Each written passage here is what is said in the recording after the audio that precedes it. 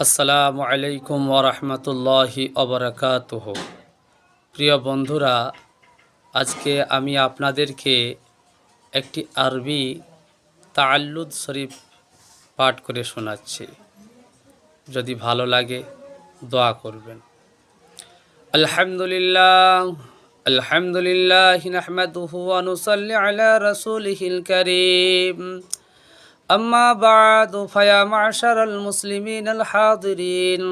استمعوا بيان ميلاد سيد المرسلين إنه محمد بن عبد الله الكريم ابن عبد المطلب ابن هاشم إنه جاء فينا بشيرا ونذيرا رحمة للعالمين سراجا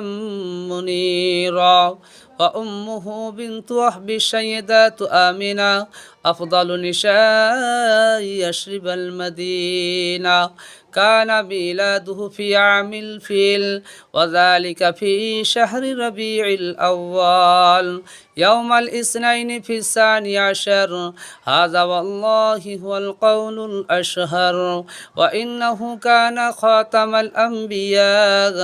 حين كان آدم بين الطين والماء وفي الحديث الصحيح رواية رواها البغوي في شرح السنة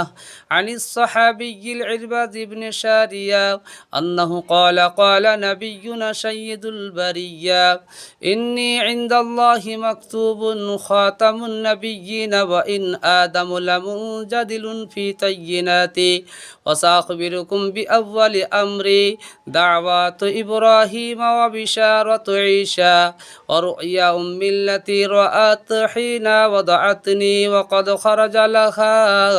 نورا أضاء لها منه قصور الشام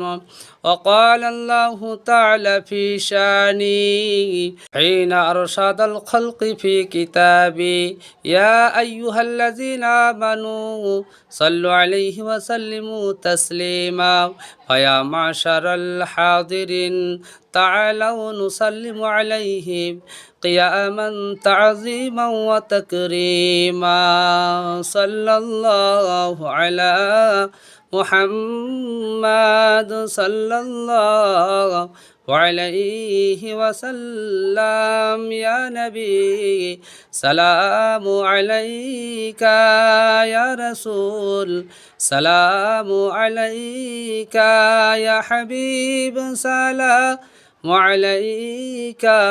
صلوات الله